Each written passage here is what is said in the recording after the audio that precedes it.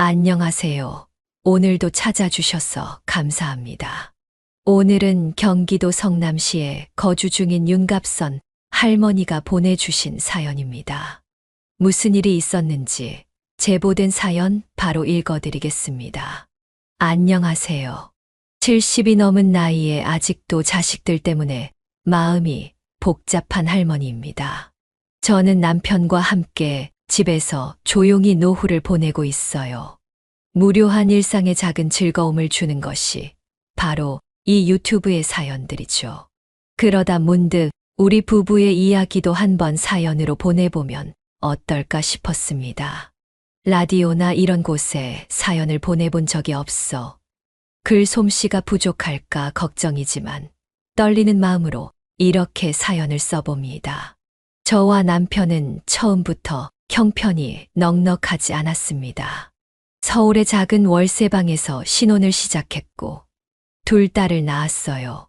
양가 모두 경제적으로 어려운 상황이라 우리에게 도움을 줄 수 없었죠.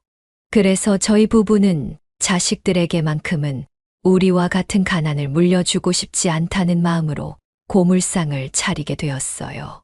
결혼 5년 차에 시작한 고물상이었죠. 처음 고물상을 운영할 때는 참 힘들었습니다. 가진 돈이 많지 않아서 고철이나 파지를 가져오는 사람들에게 바로 대금을 지불하는 것도 버거웠어요. 그래서 남편은 직접 저렴하게 장만한 손수레를 끌고 파지와 고철을 주우러 다녔죠. 저도 아이들을 재워놓고 새벽에는 남편을 도우러 나갔어요. 여보, 손 많이 안 가. 그러니까 그냥 집에서 애들 보고 있어. 괜찮아요. 애들 재우고 나도 도울게요. 당신 혼자 추운 새벽바람 맞으며 고생하게 둘 수 없잖아요. 겨울의 새벽바람은 매서웠고 손끝이 얼어서 아플 정도로 힘든 나날이었지만 우리 둘은 훗날의 행복을 꿈꾸며 웃으며 버텼습니다. 온몸이 피곤해도 집에 돌아와 아이들이 엄마 아빠 하고 달려오면 그 피로가 씻겨 내려가는 기분이었죠. 시간이 흘러 고물상은 조금씩 자리를 잡아갔고 이제는 남편 혼자 벌어도 충분히 생활할 수 있게 되었습니다. 저는 집안일과 아이들을 돌보는데 더 많은 시간을 쓸 수 있었죠. 그동안 고생했던 만큼 딸들이 착하고 건강하게만 자라준다면 더 바랄 것이 없다고 생각했습니다. 그런데 부모도 사람인지라 딸들을 키우며 때로는 서운한 마음도 들더군요. 어느 날 남편과 함께 길거리에서 회지가 가득 담긴 손수레를 끌고 가다가 길 건너에서 친구들과 함께 있는 큰딸을 발견했어요. 반가운 마음에 손을 흔들며 인사를 건넸죠. 명선아, 아빠야. 하지만 큰딸은 우리를 보자마자 당황한 표정을 지으며 친구들에게 말했어요. 아니야, 우리 아빠 회사 다녀. 그리고는 친구들과 얼른 자리를 벗어났습니다. 그 모습을 본 저는 가슴이 철렁 내려앉았습니다. 큰딸에게 우리가 창피했던 걸까요? 그때부터 딸들이 우리를 부끄러워한다는 생각이 들기 시작했어요. 어느 날은 둘째 딸이 이렇게 말하는 걸 들었습니다. 언니 왜 아빠가 다니는 길에서 놀았어? 나는 아예 고물상 근처에도 안 가. 그 말을 듣는데 마음이 너무 아팠습니다. 남편은 괜히 자기 작업복을 내려다보며 서글픈 표정을 짓더군요. 아무리 부모의 행색이 초라해도 부모를 창피해하는 건 옳지 않다고 생각해 저는 속상한 마음을 안고 딸들을 나무랐습니다. 아무리 그래도 부모를 모른 척하고 창피해하면 되겠니? 너희가 먹고 입는 모든 게 다 아버지가 힘들게 일해서 번 돈으로 마련한 건데 부모 가슴에 상처를 내면 되겠어? 당장 죄송하다고 사과하고 방에 들어가서 반성해. 제가 화를 내자 그제야 딸들은 울먹이며 어쩔 수 없다는 듯 죄송하다고 사과를 했습니다. 그 이후 남편이 속상해하는 저를 달래주며 위로했습니다. 너무 속상해하지 마. 애들이 사춘기라서 그런 거야. 남편은 자식들의 입장을 이해하려는 자상한 아빠였습니다. 그의 위로 덕분에 저는 딸들 때문에 속상했던 마음을 조금 덜어낼 수 있었습니다. 그 후 우리는 돈을 모아 방 3개짜리 아파트 전세로 이사하게 되었고, 가정은 조금 더 안정된 듯 했습니다. 하지만 큰딸이 17살이 되던 해, 우리 가족에게 아주 큰 변화가 찾아왔습니다. 어느 날, 예고도 없이 막내 여동생이 저희 집을 찾아왔습니다. 막내는 3남매 중 둘째인 저를 많이 따랐습니다.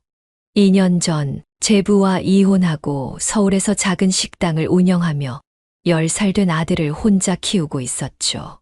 제부는 술만 마시면 집에서 난동을 부렸고, 그런 상황이 안타까워 제가 가끔 동생에게 생활비를 건네주거나 조카를 돌봐주곤 했습니다.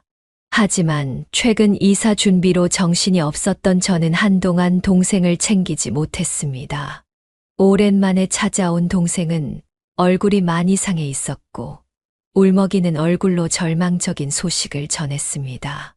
언니, 나 백혈병이래. 그 말을 듣는 순간 저는 얼어붙은 듯 멍해졌습니다.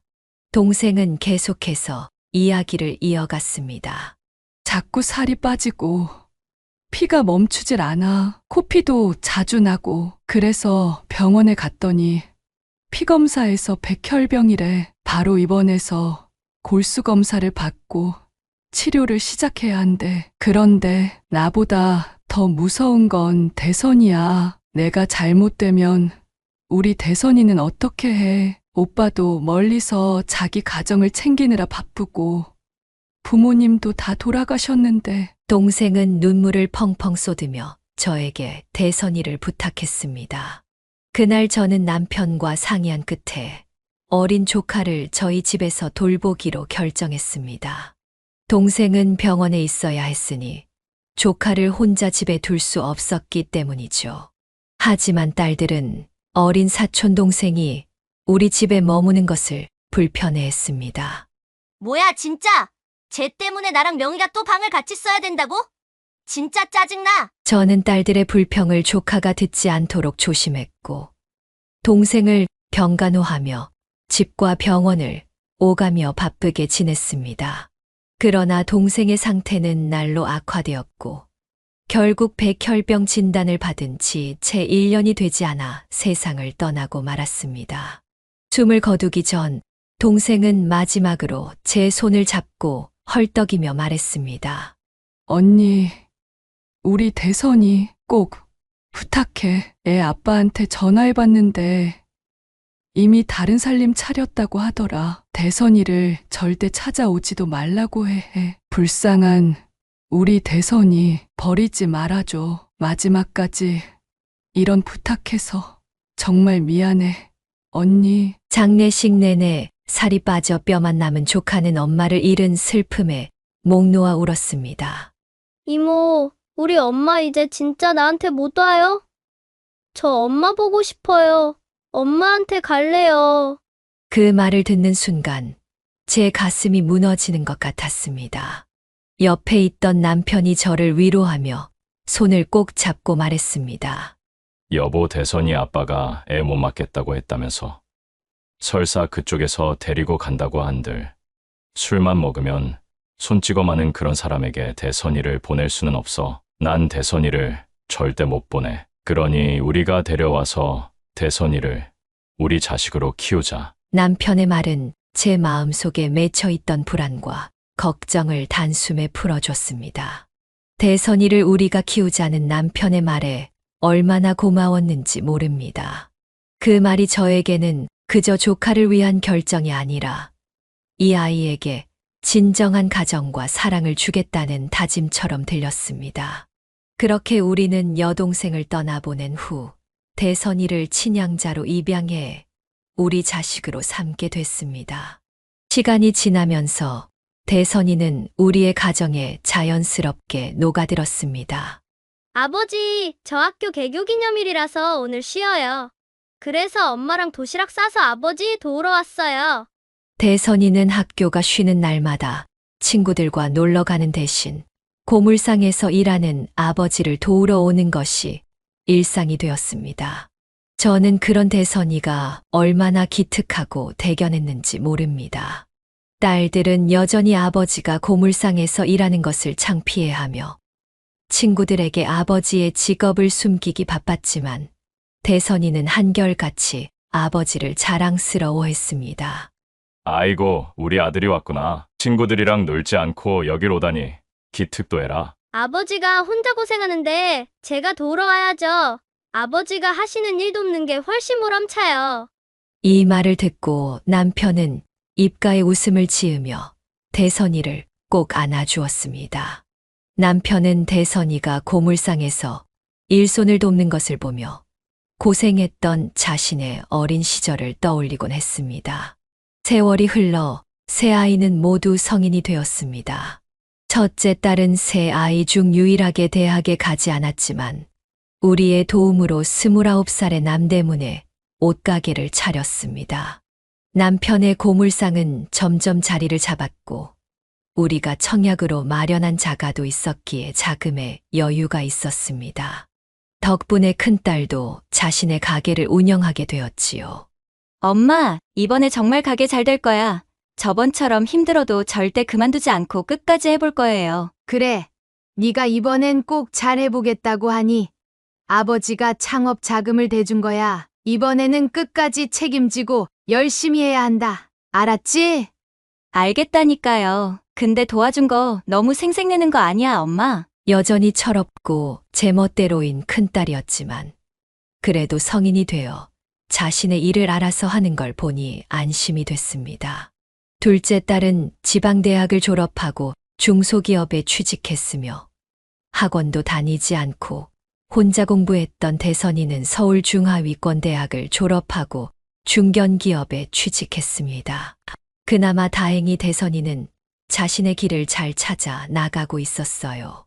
큰딸은 35살에 고급 술집을 운영하던 남자와 결혼했고 1년 뒤 둘째 딸도 금융권에서 대출 영업을 하는 남자와 결혼했습니다. 남편은 큰딸과 둘째 딸에게 각각 7천만 원씩 결혼자금을 지원해 주었지요. 그런데 작은 딸이 불만을 토로하더군요. 엄마 근데 나한테는 좀 더 해줘야 되는 거 아니야? 언니 가게 창업할 때 아빠가 더 많이 도와줬잖아. 나도 그만큼 더 받아야 공평한 거지. 명희야, 그건 그때 상황이었고 지금은 다르지 않니? 너도 그만큼 창업을 하겠다고 했으면 그때 도와줬을 거야. 그리고 7천만 원도 엄청 큰 돈이야. 우리도 이제 우리 노후 자금과 대선이 장가 보낼 때 써야 할 돈밖에 없어. 그럼에도 두 딸은 더 많은 돈을 받기 위해 계속해서 불만을 토로했습니다. 결국 작은 딸은 물러나지 않고 끝까지 버티다 남편에게 2천만 원을 더 받아낸 후에야 상황이 진정되었습니다. 남편은 딸들의 요구가 과하다고 생각했지만 이를 두고 큰 갈등을 일으키고 싶지는 않았습니다. 어차피 자식들 잘 살게 하려고 아둥바둥 돈 번 거잖아. 나도 마음은 편치 않지만 스트레스 받아봤자 머리만 아프니까 그냥 좋게 생각합시다. 남편은 딸들을 이해하려 했지만 저는 마음이 쉽게 풀리지가 않았습니다. 남편이 고생해서 번 돈을 그렇게 쉽게 가져가면서 정작 그 노고는 알아주지 않는 딸들의 태도가 너무 서운했어요. 하지만 남편의 말처럼 돈 문제로 크게 다투고 싶지는 않았습니다. 그 후로 딸들은 받을 만큼 다 받았다고 생각했는지 명절을 제외하면 우리 생일에도 잘 찾아오지 않았습니다. 한때는 살갑게 굴던 사위들도 점차 대면대면해졌고 우리와의 관계는 점점 소원해져 갔습니다. 그래도 명절에는 얼굴을 내비치곤 했죠. 남편은 여전히 명절에 찾아오는 사위들과 잘 지내고 싶어 했습니다. 하지만 사위들은 은근히 남편을 무시하는 발언을 해대곤 했습니다. 장인어른이 제 술집에 한번 와서 팔아줘야 하는데, 근데 저희 술집 오는 손님들은 하나같이 차림새도 멀끔하고 다 직업들도 좋아요. 대기업 임원이나 사장들이 많거든요. 한번 와서 쓰는 돈만 해도 수십만 원은 우습죠. 장인어른께서 그렇게 쓰실 수 있겠어요? 고물 팔아서 돈 얼마나 버신다고 하셨죠? 남편은 그저 쓴웃음을 지으며 대꾸했지만 그 말을 듣고 있던 저는 속이 부글부글 끓었습니다. 남편이 왜 이런 무시를 받아야 하는지 참을 수가 없었어요. 괜찮네. 그나저나 둘째 사위는 요즘 일은 잘 되고 있나? 그러자 둘째 사위는 대뜸 이렇게 말했습니다. 장인어른, 대출 좀 받아주시면 안 될까요? 요즘 괜찮은 상품이 있는데 기가 막히게 소개시켜 드릴게요. 남편은 당황해서 대답했습니다. 대출. 내가 대출 받을 일이 뭐가 있나? 그런 거 말고 다른 거는 도와줄 거 없나? 그러자 사위는 대뜸 비교하기 시작했습니다. 제 동료들 장인들은 사업 자금도 대출 받아주고 차 살 때도 대출 받아 사주던데. 하긴 고물상 하시면서 차나 사업 자금 쓸 일이 뭐 있으시겠어요?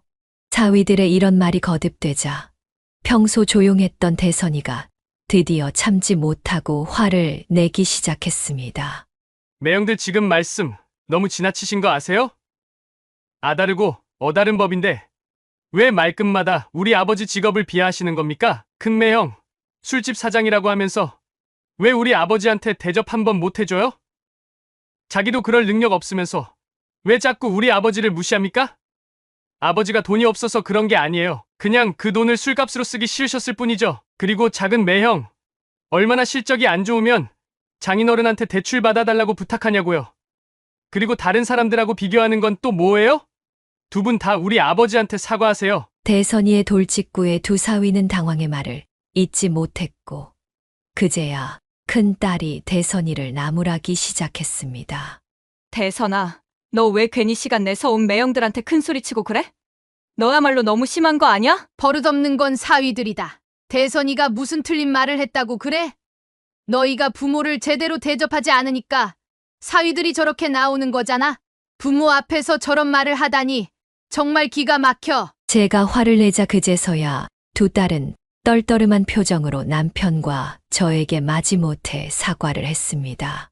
하지만 딸들과 사위들의 표정은 마치 못 먹는 음식을 억지로 삼키는 것처럼 썩은 표정이었습니다.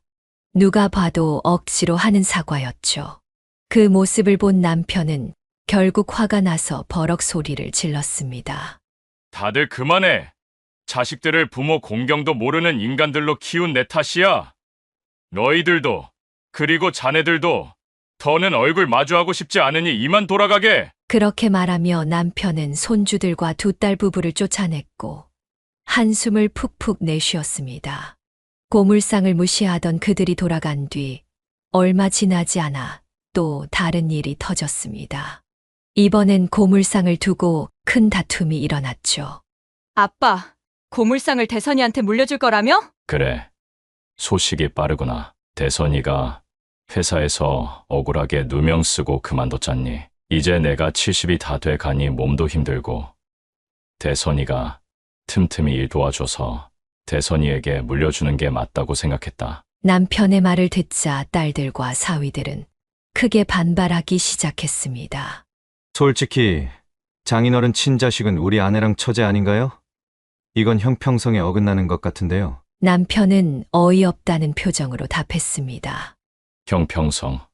대선이도 내 아들이야. 게다가 효자로 따지면 대선이가 제일이지. 너희들이야말로 고물상을 운영할 생각이 있긴 하니 준다고 해도 너희들이나 사위들이 고물상 운영할 수 있겠냐? 저희가 그걸 어떻게 해요? 주시면 팔아서 돈 나눠야죠. 맞아요. 아빠, 고물상을 팔아서 우리한테 돈을 똑같이 나눠주면 안 돼요? 아니면 고물상 가치에 맞는 돈을 언니랑 나한테도 주시든가요? 남편은 그들의 끝없는 요구에 결국 참지 못하고 소리쳤습니다. 그만! 제발 그만들 해! 너희들이 나한테 돈 맡겨놨냐? 나도 돈 없다고 몇 번을 말해야 하니? 하필 그때 아들이 집에 없어서 저와 남편은 딸들과 사위들의 아우성을 둘이서 감당해야 했습니다. 그들의 무례한 태도에 남편은 화를 참지 못해 더욱 역정을 내었습니다. 아빠, 만약 고물상을 대선이한테 주면 우리 다시는 이 집에 안 올 거예요. 진짜예요. 너 그게 무슨 말버릇이야? 오지 마. 배은망덕한 것들. 감히 부모 돈을 가지고 부모한테 으름장을 놓다니. 부모를 부모 대접도 안 하면서 니들이 뭔데 이래라 저래라야. 결국 남편은 끝까지 고물상을 대선이에게 물려주겠다는 뜻을 굽히지 않았고 딸들과 사위들은 엄청난 성질을 부리며 집을 나섰습니다. 나중에 집에 돌아온 아들이 상황을 듣자 크게 화를 내며 그들의 집으로 쫓아가려고 했습니다. 이런 놈들은 상대할 가치도 없어요. 라며 분노하는 아들을 남편과 저는 겨우 말렸습니다. 다 제 탓이에요. 제가 다른 직장을 구하면 되니까. 제발 고물상 저한테 주지 마세요. 아버지랑 어머니 두 분이 저 때문에 너무 고생하시잖아요. 아들의 말을 듣던 남편은 단호하게 대답했습니다. 아니다. 너한테 고물상을 물려주지 않더라도 그놈들한테 더는 돈을 줄 생각도 없어. 내 피땀 흘려 일군 고물상을 내 자식에게 물려주고 싶은 건 당연한 거 아니냐. 욕심만 부리고 일할 생각은 없는 저런 놈들. 나도 더는 필요 없다. 남편은 이미 두 딸과 사위들에게 크게 실망했고 마음이 완전히 돌아선 듯했습니다. 저 역시 남편과 같은 마음이었기에 우리는 결국 아들을 설득해 고물상을 물려주기로 했습니다. 그런데 이 사실을 알게 된 두 딸과 사위들은 몹시 화가 난 듯 그 후로는 명절에도 찾아오지 않더군요. 아들은 누나들과 매형들에게 화가 나 있었음에도 불구하고 저와 남편이 상처받았을까 걱정했습니다. 그런 아들의 착한 마음이 고마워서 저희는 더 이상 딸들을 기다리지 않기로 마음먹었습니다. 그렇게 시간이 흘러 3년이 지났습니다. 그러던 어느 날 우리 가족에게 큰 불행이 닥치고 말았습니다. 엄마, 빨리 병원으로 오세요. 아버지가 응급실로 실려가셨어요. 아들이 고물상 일을 도와주러 집을 나섰던 남편이 교통사고를 당한 것이었습니다. 남편은 고물상 앞에 거의 다 도착했을 때 갑자기 튀어나온 할머니의 폐지 수레를 피하려다 오토바이와 정면으로 부딪혀 1미터나 날아갔다고 합니다. 병원에 도착한 저는 남편이 수술을 마쳤다는 의사의 말을 들었지만 마음이 놓이지 않았습니다. 선생님, 수술은 잘 된 게 맞나요? 그런데 왜 우리 남편이 눈을 뜨지 않나요? 다행히 수술은 성공적이었지만 머리를 심하게 부딪힌 데다 연세도 있으셔서 신체에 무리가 많이 간 상태입니다. 이제는 부군께서 의식을 찾으시길 기도하는 수밖에 없어요. 만약 의식을 못 찾으시면 마음의 준비를 하셔야 합니다. 그 말을 듣고 너무 무서웠습니다. 남편과 함께한 50년 가까운 세월이 이대로 끝날 수도 있다는 사실이 참담했습니다. 아들은 중환자실 앞에서 통곡하는 저를 끌어안고 하염없이 울었습니다. 저는 울음을 그친 후 오랜만에 딸들에게 연락하기로 결심했습니다. 그동안 얼굴을 보지 않고 지냈지만 자식이라면 아버지가 위독하다는 사실은 알아야 한다고 생각했기 때문입니다. 저는 우선 큰딸에게 전화를 걸었지만 받지 않았습니다. 그래서 큰사위에게 전화를 했는데 그의 말은 정말 기가 막혔습니다. 장인어른이요. 근데 제가 요새 가게가 너무 바빠서 술집을 비울 수가 없어요. 아직 돌아가신 건 아니시죠?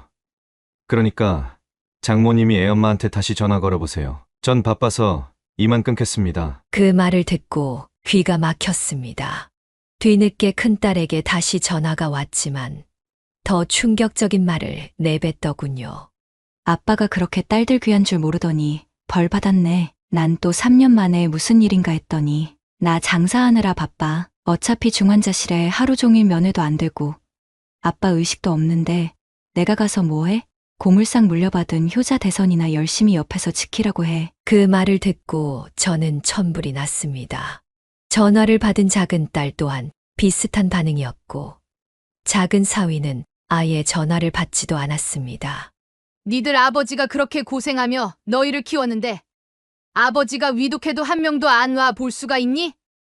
니들이 사람이냐? 아들은 분노를 참지 못하고 누나들에게 전화를 걸었지만 딸들과 사위들 모두 아들의 전화를 받지 않았습니다.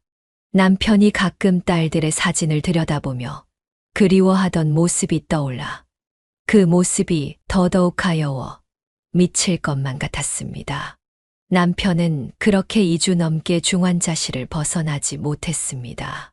그동안 저와 아들, 그리고 곧 결혼할 예정이었던 예비 며느리만 돌아가며 중환자실을 지켰습니다. 예비 며느리는 심성이 어찌나 고운지 깨어나지 못한 남편을 보며 눈물을 뚝뚝 흘리곤 했어요. 남편은 2주 후에 일반 병실로 옮겨졌지만 여전히 의식을 찾지 못한 채 시간이 무심하게 흘러갔습니다. 그렇게 남편의 사고가 난 지 한 달이 되던 날, 저희 집에 아주 말도 안 되는 일이 벌어졌습니다. 오랜만에 아들과 함께 짐을 가지러 집에 돌아와 있었는데 초인종이 미친 듯이 눌리더군요.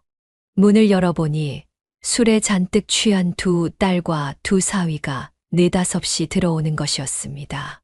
너희 아버지 병원에는 코빼기도 안 보이더니 이렇게 술에 취해서 무슨 일로 찾아온 거니? 뭐이들 술 마셨니? 자네들도 애들 두고 이렇게 처가에 찾아와서는 술에 취해 행패 부리다니 제정신이야? 남편이 생사의 기로에 있는데 술을 마시고 처가에 찾아온 모습에 저는 화가 머리끝까지 치밀었습니다. 아들도 어이가 없다는 듯 큰 사위를 노려보며 뭐라고 하려 했지만 저는 아들을 말렸어요. 그러자 큰 사위가 뻔뻔하게 말했습니다. 장모님, 솔직하게 말씀드릴게요. 장인어른 유산 미리 분배 좀 해주시죠. 그 말을 듣고 저는 말문이 막혔습니다. 남편이 중환자실에 누워있는 동안 한 번도 찾아오지 않았던 이 인간들이 찾아와서 한다는 소리가 유산 분배라니요. 아들은 더 이상 참지 못하고 큰 사위를 노려봤지만 저는 그들을 몰아붙이기 전에 상황을 지켜보기로 했습니다. 큰 사위는 계속해서 말을 이어갔습니다. 장인어른이 위독하시다는 소식을 듣고 좀 알아봤는데 고물상 하시는 분들 재산이 꽤 되더군요. 어떤 사람들은 월 1,000만 원씩 번다고 하던데 장인어른도 우리한테 말 안 하신 재산 있으시죠? 몇 년이나 고물상을 하셨는데 돈이 없다는 게 말이 안 되잖아요. 저는 황당함을 넘어서 화가 치밀어 올랐습니다. 그게 자네랑 무슨 상관인가? 아직 멀쩡히 살아 계신 양반 재산을 왜 탐내는 건데? 그러자 큰 사위는 태연하게 말했습니다. 장모님, 섭섭하게 그런 말씀하시면 안 되죠. 어차피 장인어른 돌아가시면 그 돈 다 자식들 몫이잖아요. 이참에 미리 유산을 좀 나눠주시면 어떨까요? 제 사업도 요즘 힘들어서 말이죠. 큰딸도 거들었습니다. 맞아, 엄마. 이 사람 술집이 망하면 우리 집도 타격이 커. 대출도 많이 받았는데 이젠 어쩌나 고민했어. 그런데 아빠가 딱 이 타이밍에 이렇게 되시니 산 사람은 살아야 하잖아. 아빠가 숨겨둔 재산 있지? 그 돈 우리 좀 살려줘. 숭어가 뛰니 망둥어도 뛴다고 그 순간 작은 사위도 나서서 한마디 덧붙였습니다. 맞습니다, 장모님. 저도 처형이 창업할 때 지원받은 걸 나중에 듣고 섭섭했습니다. 자식 차별하면 안 되잖아요. 그뿐만 아니라 작은 딸이 대선이를 향해 더 끔찍한 말을 내뱉었습니다. 맞아. 신대선, 너 아빠 친자식도 아니잖아. 양심 있으면 유산 넘볼 생각은 꿈도 꾸지 마. 저번에 아빠 고물상 네가 차지했을 때도 언니랑 나 얼마나 속이 뒤집혔는데. 말 그대로 저런 말들이 어디 사람 입에서 나올 소리입니까? 개소리도 저런 개소리가 없습니다. 부모의 생사가 걸린 상황에서 유산 타령만 하는 저놈들이 어떻게 자식이고 사위랍니까? 저는 유산 생각에 신이 나서 떠들어대던 두 딸 앞으로 걸어갔습니다. 그리고 망설임 없이 두 딸의 뺨을 세차게 후려쳤습니다. 엄마, 왜 이래? 싸가지 없는 것들. 너희 아버지 빨리 돌아가시라며 속으로 고사 지내는 거니? 너희 아버지가 너희를 얼마나 애지중지 키웠는데 어떻게 타이밍 좋게 아버지가 위독해지길 바랄 수 있니? 얼마나 끔찍한 것들이야. 그리고 둘째, 네가 대선이가 친자식이 아니라고? 우리 대선이가 너희 같은 친자식보다 1000배는 더 자식 노릇을 했어. 양심 있으면 유산 넘볼 생각도 하지 말아야 할 건 너희들이야. 그리고는 사위들에게로 시선을 돌려 말했습니다. 한서방, 사위 노릇 한 번 한 적 없는 자네가 왜 장인의 돈을 탐내는 거야? 양서방, 자네도 마찬가지야. 내 남편 돈은 남편이 알아서 쓴단데 자네가 뭐가 서운하다는 거야? 어디 정신이 이상한가? 그 돈 너희들에겐 절대 못 줘. 큰딸이 반발했습니다. 엄마, 말 참 이상하게 한다. 자식이 꼭 효도해야 자식이야? 부모한테 받은 거면 끝이지. 무슨 효도를 바래. 엄마가 안 줘도 아빠 재산은 우리 거야. 우리가 소송 걸면 다 받아낼 수 있거든. 그러자 아들이 화를 참지 못하고 나섰습니다. 그만 좀 해. 누나, 진짜 해도 너무하는 거 아니야? 어떻게 돈만 보면 그렇게 사람이 물불을 못 가려? 매형들도 작은 누나도 다 똑같아. 엄마까지 쓰러지게 하고 싶지 않으면 그만 돌아가. 하지만 큰딸은 아들을 비웃으며 말했습니다. 효자 납셨네. 친자식도 아니면서 말이야. 엄마가 우리 쫓아내도 소용없어. 결국 우리한테 들어올 돈은 다 오게 돼 있으니까. 그리고는 사위에게 말했습니다. 여보, 가자. 두 딸과 사위들은 투덜거리며 집을 나갔습니다. 저는 너무도 원통해서 아들에게 안겨 펑펑 울었습니다. 이건 자식들이 아니라 빚쟁이, 아니 사채업자들이나 다름없었습니다. 아들이 저를 위로하며 말했습니다. 울지 마세요. 엄마, 저 인간들 분명 언젠가 천벌을 받을 거예요. 그날 늦은 새벽, 큰딸이 술에 취해 아들에게 전화를 걸었습니다. 혀가 꼬인 상태로 말하더군요. 야, 너 진짜 아빠 유산 단돈 10원도 탐내지 마. 자, 꽁돈을 위하여 건배. 저 인간들이 우리 집에서 나간 후 자기들끼리 술을 마시며 축하 파티까지 벌이고 있었다니. 그 천벌을 내려도 모자란 것들에게 남편의 유산을 빼앗겨야 한다니. 가슴에서 천불이 나올 것 같았습니다. 하지만 그 다음 날 우리에겐 기적 같은 일이 일어났습니다. 남편이 기적처럼 의식을 회복한 거예요. 목소리를 내는 것도 어렵고 많이 지친 상태였지만 이미 수술 부위와 몸이 많이 회복된 덕에 며칠 만에 기력을 되찾기 시작했습니다. 남편은 딸들의 만행을 전해 듣고 분노를 참지 못했습니다. 저 천벌 받을 놈들, 내가 인생을 헛살았어. 여보, 이대로는 못 넘어가겠어요. 저 애들 정신교육을 제대로 시켜야 내가 속이 풀릴 것 같아. 남편도 저와 같은 마음이었기에 우리는 딸들과 사위들을 어떻게 혼내줄지 고민했습니다. 그런데 마침 큰딸이 병실에 찾아왔습니다. 남편이 사고를 당한 이후 처음 있는 일이었죠. 순간 저는 한 가지 생각이 떠올라 남편에게 눈을 감고 여전히 깨어나지 못한 척하라고 했습니다. 큰딸은 남편을 가만히 들여다보더니 제게 말했습니다. 아빠 상태 좀 보러 왔어. 한 달이 넘도록 깨어나지 못한 거 보면 곧 돌아가시겠네? 저는 그 말을 듣고 속에서 불길이 타오르는 걸 억누르며 차분하게 대답했습니다. 그래. 의사도 이제 마음의 준비를 하라고 하더구나. 그래서 너는 유산 받을 날이 가까워졌나 확인하러 온 거니? 엄마 아직도 화났어? 내가 그때 그랬잖아. 어차피 유산은 우리한테 돌아올 거니까 엄마 힘 빼지 말라고. 저는 딸의 뻔뻔한 태도에 입맛이 쓰려졌지만 내색하지 않고 말했습니다. 그래.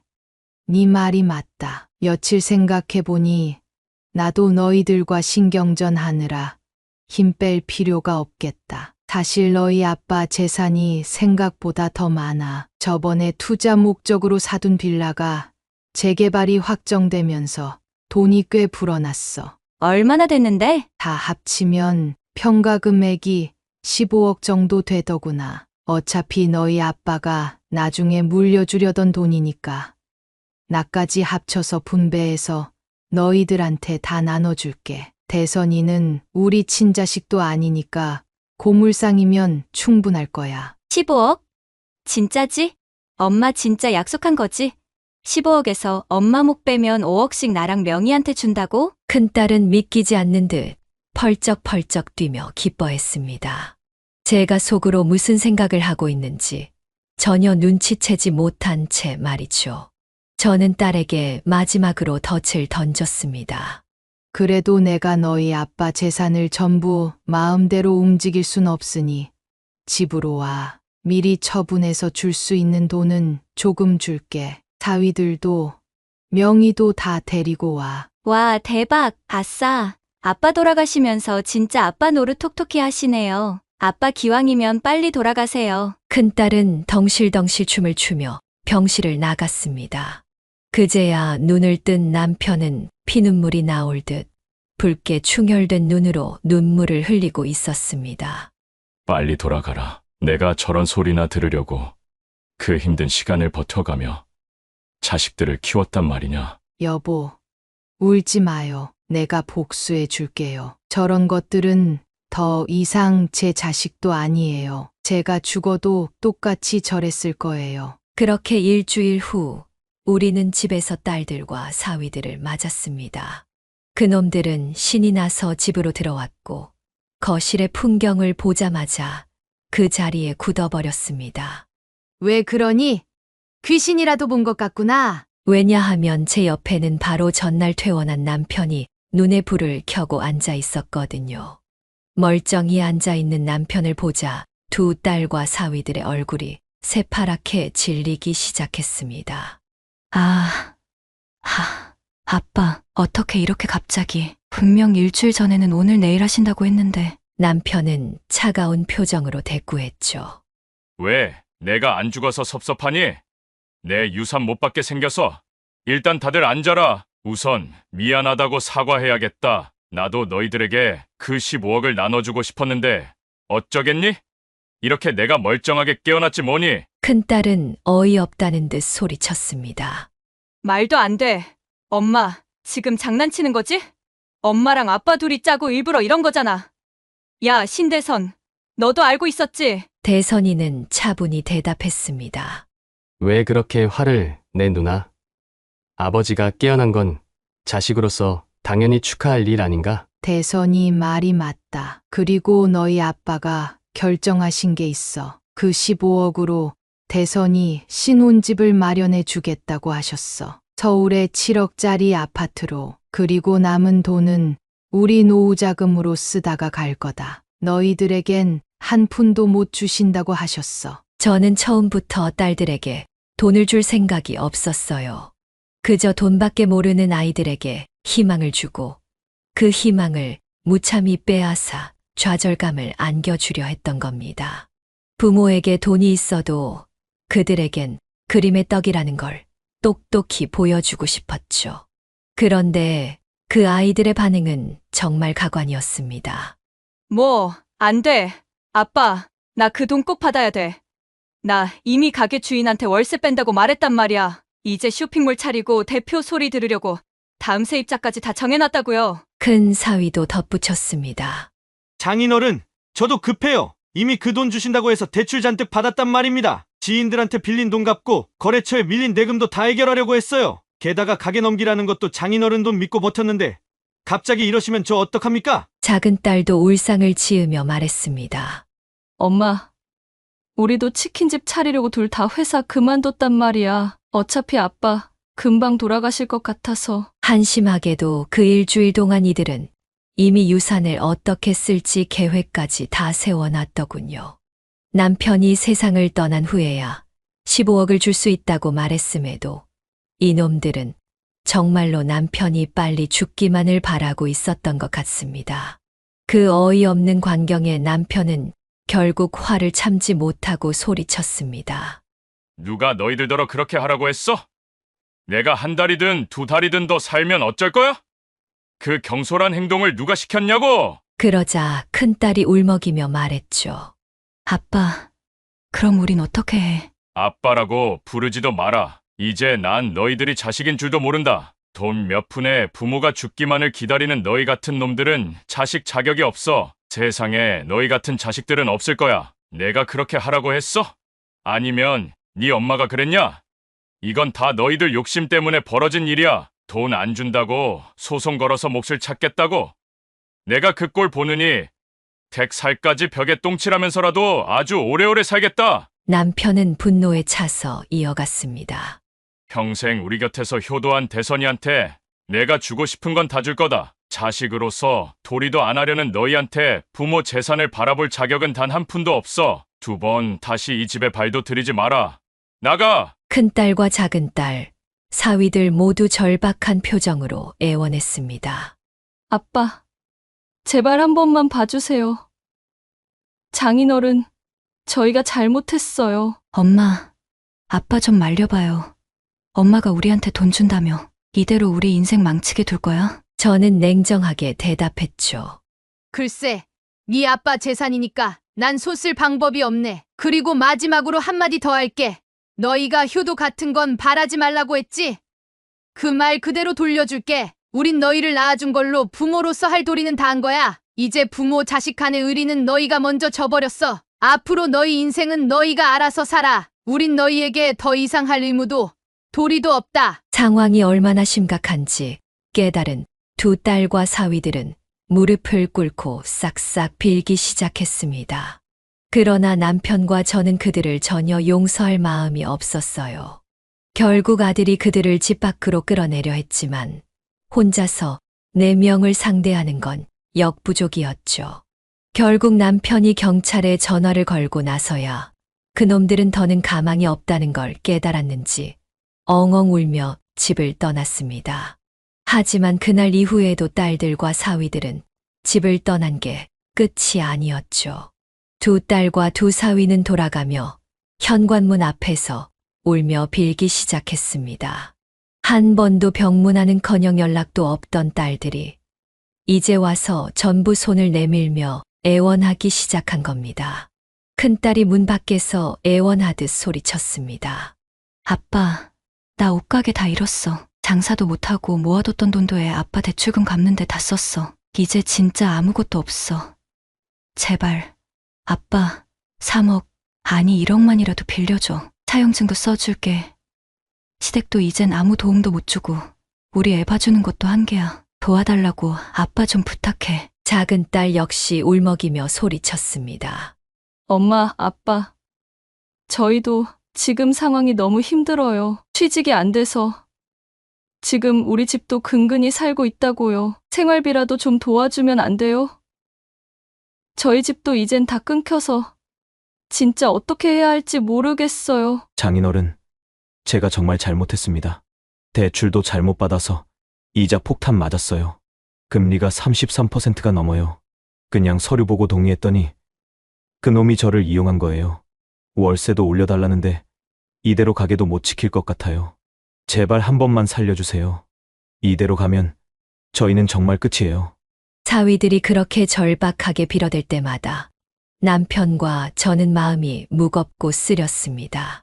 어쩌면 부모로서 자식들이 이런 지경에 이르렀다는 것 자체가 우리의 잘못일지도 모른다는 생각이 들었기 때문입니다.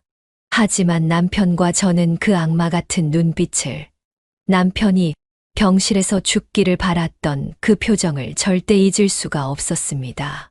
그래서 아무리 자식들이 이렇게 빌어도 마음을 쉽게 돌릴 수는 없었죠.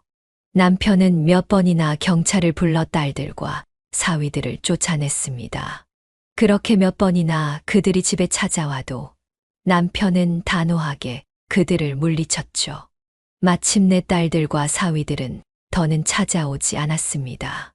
그렇게 시간이 흘러 남편의 사고가 난 지도 어느덧 1년이 되었습니다. 그동안 우리는 딸들과 교류 없이 지내왔습니다. 그들은 결국 유산을 물려받을 수 없다는 걸 깨닫고 완전히 연락을 끊은 것 같았죠. 하지만 그로부터 한 달 전 큰딸에게서 문자 한 통이 왔습니다. 그 문자에는 우리가 상상도 하지 못할 저주가 담겨 있었습니다. 엄마, 아빠, 결국 우리 남편 가게도 망했어. 나도 이제 남의 옷가게에서 직원으로 일하면서 겨우 입에 풀칠하고 살아. 대출금 갚아가면서 말이야. 명희는 아직도 취직 못해서 그 집도 근근히 살고 있고 이제 속이 시원해? 엄마, 그때 우리 물 먹여서 자식들 망하게 한 거 두 사람 평생 후회할 거야. 둘 다 빨리 저 세상으로 가버려. 심지어 명희도 말했다며 덧붙였습니다. 엄마, 명희도 그러더라. 두 분 다 치매 걸려서 평생 자식들 그리워하다가 눈도 못 감고 가버리라고. 빨리 이 세상 떠나라고 전해달래. 그 문자를 보고 남편과 저는 참을 수 없이 눈물을 흘렸습니다. 그동안 그래도 자식들을 너무 매몰차게 대했나 싶어 조금씩 마음이 약해지고 있었던 참이었거든요. 사실 저희는 조용히 딸들 집을 찾아가 조금씩이라도 도움을 줘야 하는 게 아닐까 고민하던 중이었죠. 그래도 부모로서 자식을 완전히 내치는 것이 맞는가? 우리가 너무 매몰차게만 한 것은 아닌가 싶어서요. 그런데 딸에게서 그런 문자를 받으니 모든 고민이 사라졌습니다. 자식에게서 빨리 죽으라는 말을 2번이나 들은 남편은 큰 충격을 받아 심한 몸살까지 앓게 되었습니다. 그 이후 남편은 말없이 한참 동안 누워만 있었습니다. 마음의 상처가 얼마나 깊었던지 일어나지도 못하고 한참을 끙끙 앓아야 했죠. 우리 부부를 위로해 준 건 8개월 전에 결혼한 아들과 며느리였습니다. 두 아이는 이제 막 신혼을 즐기며 서로에게 집중해도 모자랄 시기일 텐데도 시간을 쪼개어 저희 부부를 종종 챙기며 함께 여행을 다녀주곤 했습니다. 남편과 저는 그저 둘이 신혼을 만끽하며 지내는 줄 알았는데 이렇게 자주 저희와 시간을 보내주는 것이 고맙고도 미안할 따름이었죠. 일하고 신혼 즐기느라 바쁠 텐데 뭐하러 자꾸 와? 요즘 우리 둘이서도 즐겁게 잘 지내고 있어. 걱정 말고 너희도 너희끼리 재미있게 지내라. 하지만 아들은 저희를 살뜰히 챙기며 대답하더군요. 아니에요. 엄마, 저희가 둘만 신혼을 즐기기엔 너무 아깝잖아요. 누나들 문제 때문에 두 분이 마음 고생 많으셨다는 거 저도 알고 있어요. 저희는 이렇게 두 분과 함께 여행 다니는 게 더 좋아요. 두 분 덕에 대출 없이 좋은 집에서 시작했으니까 대출이자 갚는 대신 두 분께 맛있는 거 사드리고 좋은 곳 구경시켜 드린다고 생각하면 좋잖아요. 며느리도 고개를 끄덕이며 맞장구를 쳤습니다. 맞아요. 저도 부모님과 함께 다니는 거 정말 좋아요. 어머님, 아버님 덕분에 저희 신혼생활이 안정적이고 행복해요. 그리고 이 사람이 제 친정 부모님께도 너무 잘해서 저도 더 잘해야겠다고 다짐했어요. 우리 이번 주말엔 월미도 가서 조개구이에 소주 한잔하고 하룻밤 자고 오면 어떠세요? 며느리의 이런 따뜻하고 싹싹한 모습 덕에 저희는 딸들로부터 받지 못했던 자식의 진정한 효심을 느끼고 있습니다. 시부모로서의 기쁨을 이 나이에야 비로소 제대로 느끼고 있는 것이죠. 아이러니하게도 이제 저희 곁에 남아 저희를 진심으로 챙기는 건 친자식이 아닌 마음으로 낳은 아들뿐입니다. 저희 부부는 그런 아들이 더 없이 자랑스럽고 그 아들에게 언제까지나 든든한 부모가 되어 주기로 마음먹었습니다. 남은 재산에 대해서도 이제는 신중히 고민하고 있습니다. 좋은 곳에 쓸지 아니면 아들을 위해 남겨야 할지 고민되지만 분명한 건 그 재산은 남편과 제가 수십 년간 피땀 흘려 모은 소중한 자산이기에 허투루 사용할 수 없다는 겁니다. 아직 결정하지는 않았지만 좋은 쓰임새가 떠오를 때까지는 잘 간직하고 있을 생각입니다. 그렇지만 두 딸에 대한 생각은 여전히 우리 마음 한구석을 무겁게 누르고 있습니다. 1년 전 너무 화가 나고 실망해서 딸들과의 관계를 끊었지만 부모가 자식의 잘못된 모습을 보고도 모른 척하는 것이 맞는지 여전히 고민하게 됩니다. 자식들의 행복을 위해 번 돈이 결국 우리 가정에 독이 되었다는 생각에 씁쓸함이 밀려옵니다. 그래서 이 사연을 통해 다른 부모님들께 묻고 싶습니다. 정말 돈이 없으면 부모로서 대접도 못 받는 세상이 되어버린 걸까요? 다른 부모님들도 저희처럼 자식 때문에 씁쓸한 마음을 안고 살아가고 계신지 궁금합니다. 돈을 쥐고 있어야 자식들이 부모로 대하는 게 맞는 걸까요? 아니면 정말로 이제 저희 부부는 할 만큼 다 한 걸까요? 앞으로도 남편과 저는 이 문제를 오랫동안 고민할 것 같습니다. 자식이 미워도 부모로서 끝까지 책임지고 도와줘야 하는 걸까요? 아니면 우리가 부모로서 할 만큼 했으니 이제는 그들이 스스로 깨달을 수 있도록 내버려 둬야 하는 걸까요? 나이가 70이 넘었는데도, 아니, 90이 넘어서 눈을 감는 그 순간까지도 자식에 대한 번뇌는 끝나지 않을 것 같습니다.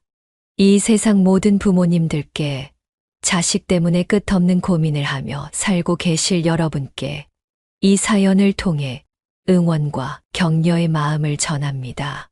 부디 모든 가정이 무탈하시길 기원하며 저희는 이만 사연을 마치겠습니다. 감사합니다. 여기까지가 윤갑선 할머니의 사연인데요. 여러분은 어떻게 들으셨나요?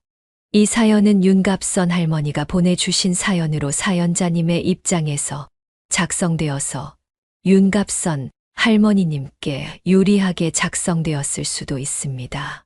같이 댓글로 의견 나누어 보았으면 합니다. 윤갑선 할머니의 사연 영상이 주는 교훈이 유익하시다면 좋아요와 구독, 그리고 다른 지인에게 공유 부탁드리며 저는 그럼 다음 사연에서 뵙겠습니다.